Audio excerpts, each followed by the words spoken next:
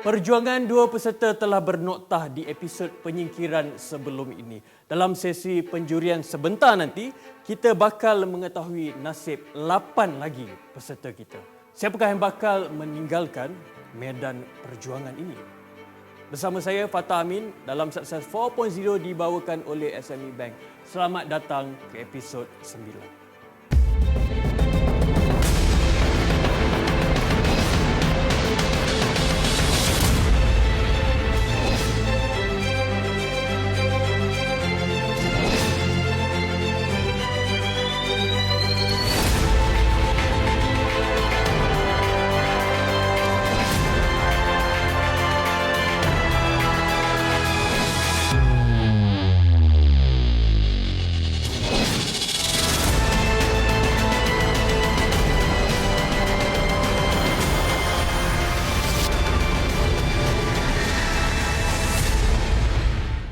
Kita sudah memasuki penyingkiran yang ketiga. Dalam sesi penjurian yang ketiga ini, peserta bakal membentangkan topik berkenaan strategi pemasaran dan jualan.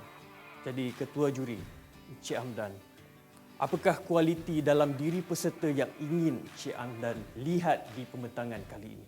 Minggu ini, kita bukan sekadar nak melihat kepada usahawan-usahawan yang mempunyai keupayaan dalam sales and marketing strategi mereka, tetapi kita nak melihat mereka yang lebih holistik, mempunyai entrepreneurship DNA, supaya mereka boleh menunjukkan ataupun memberikan gambaran keseluruhan perniagaan mereka.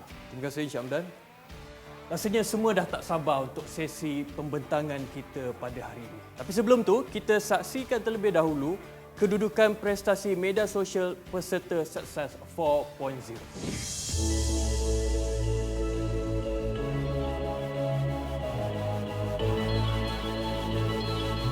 Jadi kita buka gelanggang dengan menjemput pemuda yang mempunyai impian besar membangunkan aplikasi pinjam.com. Saya mempersilakan Zaifah.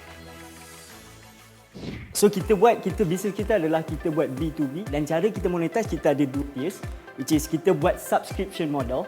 Kita namakan tier yang pertama, kita namakan dia Seed. So harga dia RM149 per month. Tier yang kedua kita panggil dia Sprout, which is RM399 per month. Kita sebagai B2B, sales kita perlu fokus. Kita perlu fokus dekat sales. 70% goes to sales.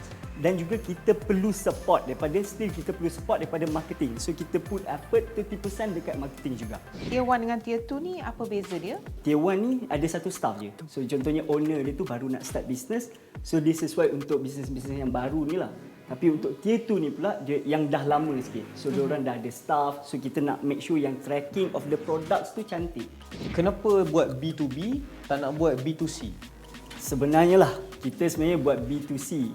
C2C.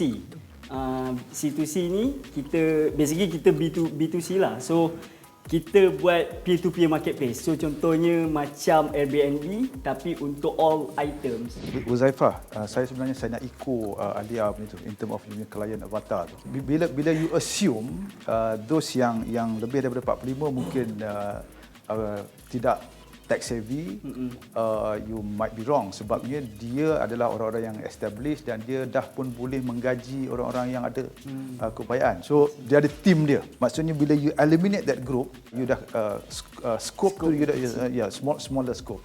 So you target group you dah makin kecil. So I think you may revisit this one lah. Kini saya akan mempersilakan peserta yang ingin mengangkat makanan warisan dalam persaingan Sukses 4.0.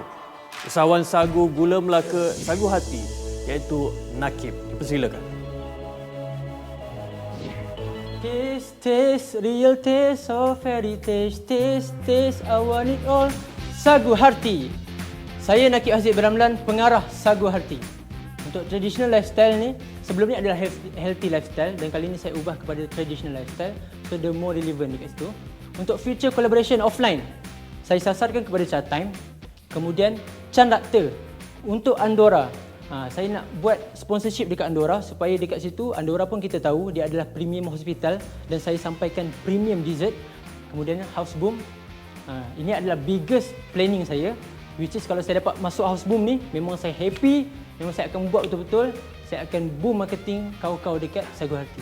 Saya nak one day Sagu Harti is everywhere. Bag Sagu Harti is everywhere. Orang delivery akan nampak Sagu Harti di mana-mana saja. Pertamanya, saya rasa saya nak ucapkan syabas sikit lah. Sebab saya rasa hari ni nampak best, nampak menyeluruh dan nampak Sagu Harti ni ada masa depan. Normal. Orang tambah lagi yang muda-muda ni niaga, dia nak buat semua benda. Collaboration, dia nak collaboration dengan semua orang. Dia tak tanya pun orang tu nak ke tak dia kan. Tapi saya tertarik sampai tahap nak buat delivery sendiri. Dengan harapan satu Malaysia nanti nak ada bag delivery Sagu Harti kan. Pada saya tak perlu lah. Buat apa? Bisnes awak adalah bisnes buat sagu gula Melaka, bukan bisnes delivery. Sebab once you dah create another benda, delivery, that is another animal. Boleh bagi komen sikit. Why you feel that you are the last? Okey, macam kita tengok minggu lepas, markas saya adalah 18,000. Dan minggu ni saya tengok 57,000. Dia grow yang sangat besar. Tapi saya the best. Tapi ada lagi the best pada saya. Saya tak tahu macam mana cara dia buat sampai boleh lebih pada saya. Saya rasa macam, okey, saya akan nombor 1 minggu ni. Sebab dia grow banyak. Sebab macam komen saya pun before this adalah 200. Dan kali ni komen saya dah sampai 500 komen satu post. Dikenali dengan nama Bos Miau, kita jemput Zaim untuk sesi pembentangan. Silakan. Hari ini saya bercerita pasal pemasaran dan jualan untuk Ecobag Malaysia. Ini customer avatar. So yang lepas kita dah huraikan lebih panjang lagi tentang customer avatar ni. Cuma saya nak highlight kat sini, kebanyakan customer and user kepada Ecobag Cat Litter merupakan wanita dan mereka ini berkejaya. Dan seperti apa yang kita dah huraikan di sini, so tuan-tuan nanti boleh lihat secara detailnya. So rancangan pemasaran dan jualan ada 3 objektif utama yang saya letak di sini. Yang pertama ialah menjadikan Ecobag jenama pilihan bagi pemilik kucing. Yang kedua, kita pastinya nak tingkatkan jualan produk Ecobag Malaysia. Dan yang ketiga, kita nak membina kepercayaan dan mencari pelanggan setia. Untuk saluran jualan, kita ada 2 di sini seperti biasa, iaitu online dan offline. Dan pastinya kita nak wujudkan omni-channel. Zaim Ya, saya tu. First saya tengok you punya marketing terang lah. Cuma bagi saya, kalau you offer 10% sebenarnya agent tak cukup. Even though kalau you tengok platform seperti macam Foodpanda ataupun Grab pun diorang ambil 35%. Baru benda tu jalan laju. Faham. Kalau you nak guna agent ni, kalau you bagi 10%, kalau produk orang lain dia offer lagi tinggi, you punya produk tak susah dah nak jalan tu. Macam mana you boleh melompat pergi jadi number 1 dalam this social media punya performance? Sebabnya yang lepas saya ranking ke-7. Kan, so memang merosot dia punya, yalah, daripada segi saya punya ni pun engagement pun merosot. Jadi saya bukan duduk seorang kat sini, sebenarnya belakang saya ni ramai. So saya punya staff, saya punya family, saya punya team lah, saya panggil mereka ni. Cara diorang viral tu, diorang lebih pakar daripada saya. Terus terang, saya bukan orang yang pandai lah social media. Tetapi bila kita ada team yang baik dan setiap team tu tahu peranan masing-masing, tu kita boleh go big lah. Nampaknya sesi penjurian semakin hangat. Kita nak tahu apa lagi nasib 5 peserta yang lain. Kita tunggu selepas ini. Kembali semula dalam Success 4.0. Kita tak mahu menunggu lagi. Kita jemput peserta kita yang keempat, Khadijah, untuk memulakan sesi pembentangan. Dipersilakan. Hello everyone. Today I'm going to present on our marketing and sales strategy. But before that, I want to ask a question. What do you think therapists do the most? Doing therapy, right? Wrong. Actually, this is taken from a therapist's social media. So it is clear that they spend most of their time writing progress notes instead of doing what they do best, which is doing therapy. And that's what MyPsych is here for. So remember Dr. Aaron from last Judgment Day? So he also happens to own his own clinic. And people or practitioners like Dr. Aaron are our target market. Why? Because of their important role in the purchase process. And the good news is, people like Dr. Aaron, there are less than 100 of them in Malaysia. Khadijah, you punya first slide tu adalah, well, dia punya, apa namanya, terapis ni habiskan masa banyak writing progress report. Yes. Bila tengok yang this, dia punya customer avatar, okay, ada challenges and pain point. I try to appreciate the pain point. Tapi how for ni yang you punya platform ini boleh bantu that one, eliminating ataupun reducing ataupun minimizing this pain point. We will minimize the pain point because By how is it? because the progress will be made by the patients themselves. So, in the, self Yeah. assessment, self. because they want to move towards a more self-help for the patients. Because there are patients with mild cases. So this is mostly for patients with mild to moderate cases. RM35 ni per user, apa you punya definition? That means is it just the clinic itself or once there ada a client as if a patient, does that person also have to subscribe to RM35? Yes, it's the person. So the clinic would subscribe, but they will charge the customers based on, it's on pay-per-use basis. So walk me through. Say Dr. Aaron has 10 patients, Yeah. so he has to tell patient A like, I'm going to charge you for a service, macam tu. Yes. The service will calculate how much the patient needs to pay based on the next appointment. Bawal bukan sebarang bawal. Bawal Diva tanpa serika. Dipersilakan Hafiz untuk membuat pembentangan. Kertas kerja marketing saya akan teruskan pada marketing strategi. Hari ini objektif saya nak buat adalah saya increasekan brand awareness. Jadi saya nak utiliskan large statistic format dengan cara saya nak letakkan billboard. Saya nak letak di Federal Highway di near Avon kerana waktu saya bekerja dulu saya tahu Avon tu adalah tempat yang selalu orang lalu, dan saya nak juga Taman Melawati kerana saya pernah belajar di UIA. Jadi saya nak orang tahu brand saya di area situ, dan highway billboard. Sebab highway billboard saya selalu balik kampung di Ipoh, saya tengok kenapa tidak ada brand saya. Hafiz Bagaimana Hafiz kira- ni adalah orang yang tengok orang ni buat, dia pun nak buat. Contoh justification Hafiz nak buat billboard dekat UIA sebab Hafiz adalah budak UIA. Judgement bisnes ni dia jangan macam tu. Sebab sebenarnya kita boleh beli report. Contoh dekat site Federal Highway punya site, kita boleh ada agensi yang jual data berapa banyak kereta lalu, pukul berapa, golongan apa. Sebab business decision ni dia perlu macam tu. Dia is not about you. It's about the business. Kalau it's about you, jangan jual tudung lah. Tak ada siapa nak beli tudung because of you. You berniaga hari ni, cara you buat ni, you memperjudikan diri you masa depan you. Kalau you dengan cara nak ambil pinjaman 1.2 juta ataupun 2 juta, you pergi terlalu drastik. Ni nasihat saya, you pergi dengan secara organik. Okay, daripada you dah ada save buat 250,000. So, you play with the media social first. Increasekan dia sampai 400,000, 500,000. Sampai certain limit and then you reach certain target that you mampu untuk beli order iklan, ada you go for it. Sebab apa? Iklan you beli hari ni bukan besok you jual. Kini giliran peserta yang seterusnya, peserta ke-6 yang cukup optimis dengan bisnes kids merchandise. Elina, dipersilakan.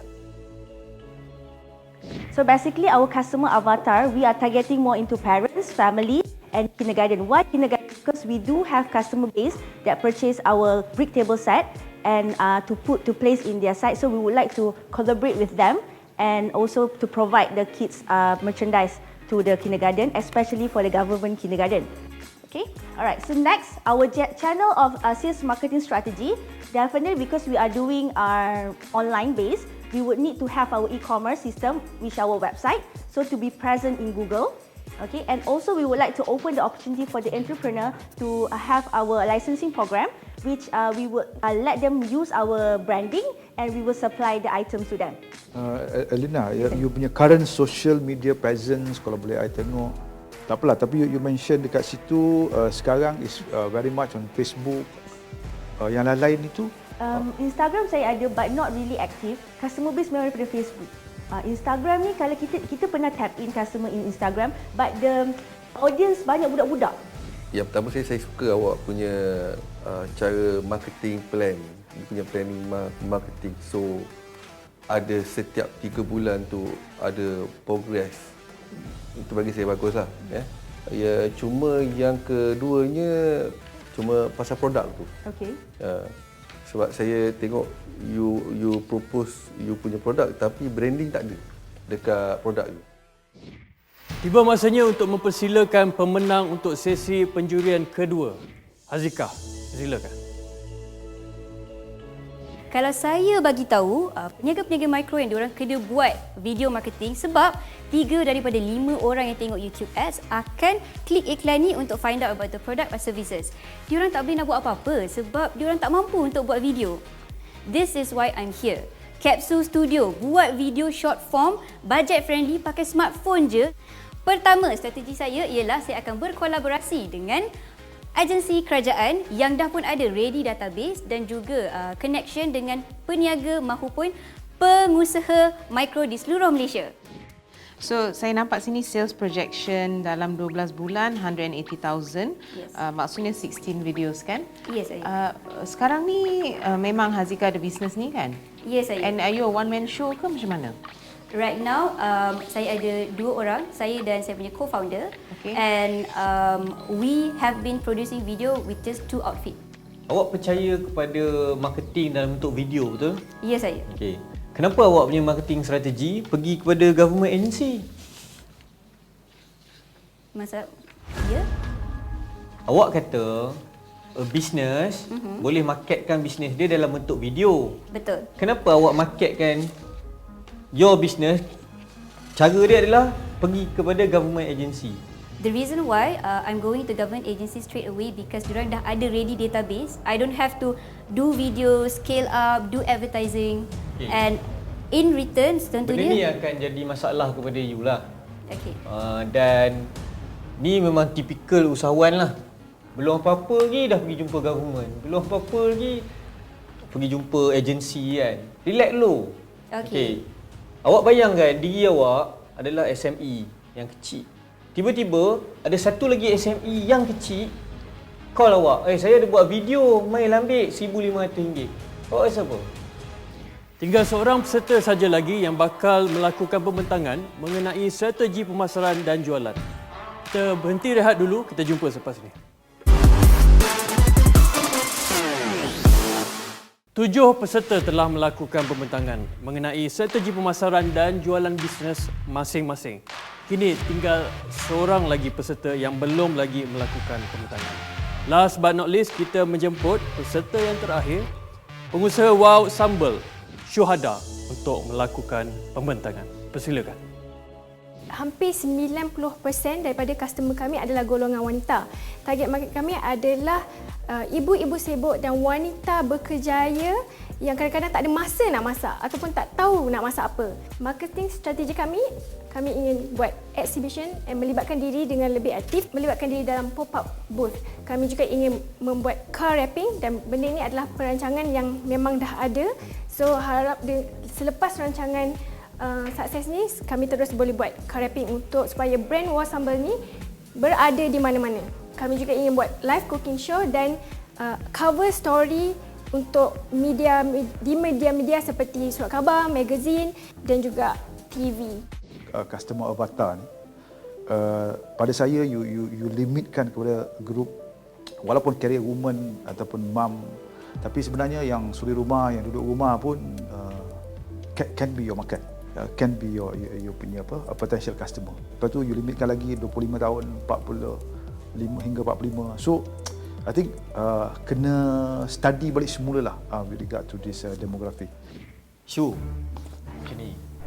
Syu kena betul-betul understand your business. Okay. Your product is not available in retail, betul? Betul. Okay. Bila dia tidak available in retail, jangan pakai marketing strategi yang mass. Jangan spend dekat benda-benda yang macam ni lagi. Sabar. The easiest way is social media. You should spend 100% on social media for at least 1 tahun, 2 tahun. Sebab itu dalam Success 4.0 ni kita bawa master social media. Di sesi penyingkiran pertama, semua peserta telah terselamat, namun kita kehilangan 2 peserta yang tewas di sesi penyingkiran kedua. Saya mempersilakan barisan juri, Masa Azril dan Mentor Iskandar untuk melakukan perbincangan selepas ini. Tapi dia berani, dia berani. Yes, as an entrepreneur kan? Yeah. Kau dah tak strong langsung kan, and you don't have Correct. What is it? Offline or is that? pada dia paling tak ada bisnes. Dia tak fikir langsung bisnes dia. Dia Menarik investor untuk masuk. Kita ambil kira macam tu sebab bank apa semua. dia tak boleh spend itu di sini pun tak boleh, di situ pun tak boleh. Business model dia tu ada masalah sikit. Exactly. Selesai sudah sesi perbincangan untuk menentukan nasib peserta Sukses 4.0. Sebelum saya memanggil 4 nama ini untuk sesi penyingkiran, saya ingin umumkan peserta terbaik untuk sesi pembentangan pada kali ini. Pemenang untuk sesi pembentangan pada kali ini dimenangi oleh Erlina. Dipersilakan.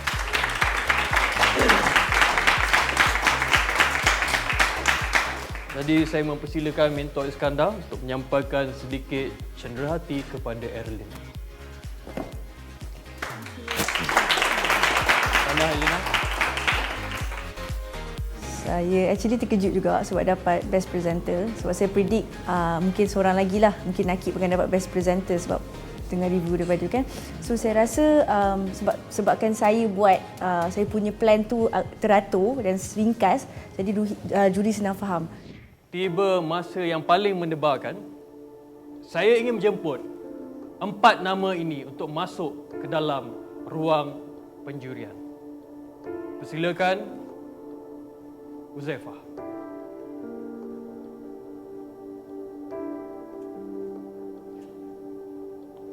Seterusnya Syuhada.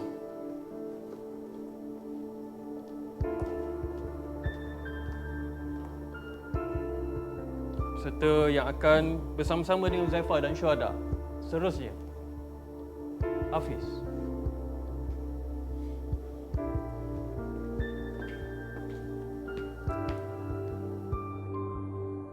Dan peserta terakhir yang akan bersama-sama dengan peserta yang berada di hadapan ini adalah Khadijah.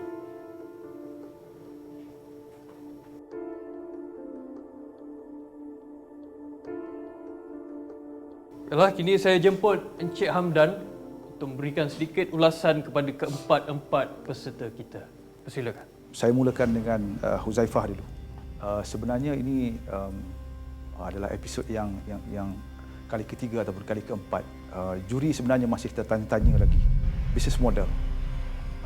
Begitu juga dengan penjelasan yang kita kira tak mencapai B2C, B2B and your marketing approach nak mendapatkan you punya pelanggan. So those are still the grey area.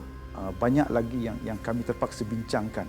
Shu, saya rasa tadi paling banyak ditegur oleh juri adalah you punya product cycle, which is very much introduction stage versus the marketing plan ataupun marketing strategi yang you nak buat dengan tak jive antara the product itself, its life cycle versus the strategy very much.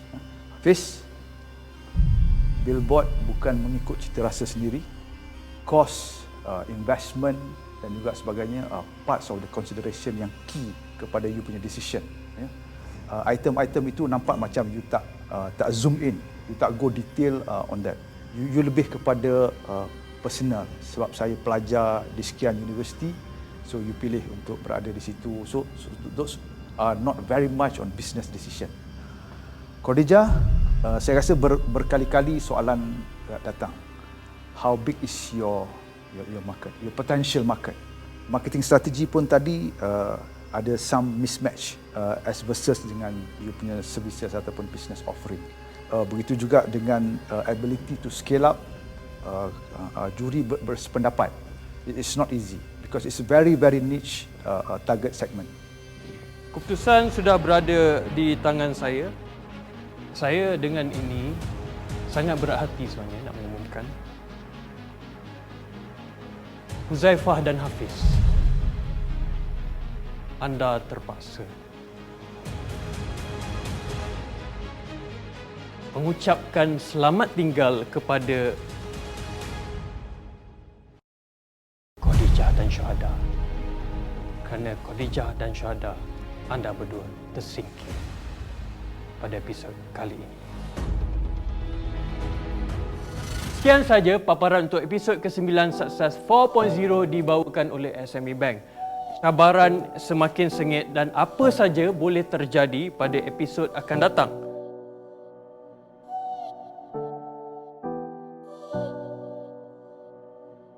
Jangan lupa ikuti dan tinggalkan komen di Facebook dan Instagram Sukses 4.0 dan saksikan Diari Sukses 4.0 di YouTube Sukses 4.0. Kepada penonton di rumah, jangan lupa saksikan program ini di hari dan waktu yang sama di esok awal ni. Kita jumpa lagi. Assalamualaikum.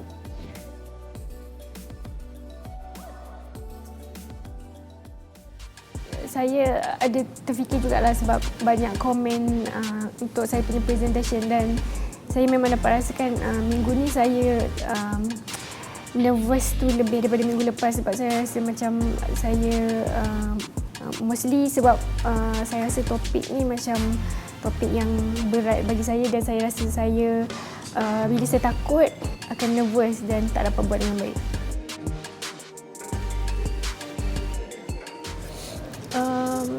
Saya terima kritikan mereka. Cumanya saya masih tak setuju lah. Saya rasa tak setuju satu part lah. Satu part which is there is nothing wrong untuk having a very very niche market. Tak ada salah pun. Dan itu je lah. Yang lain tu memang saya terima sebagai kritikan membina.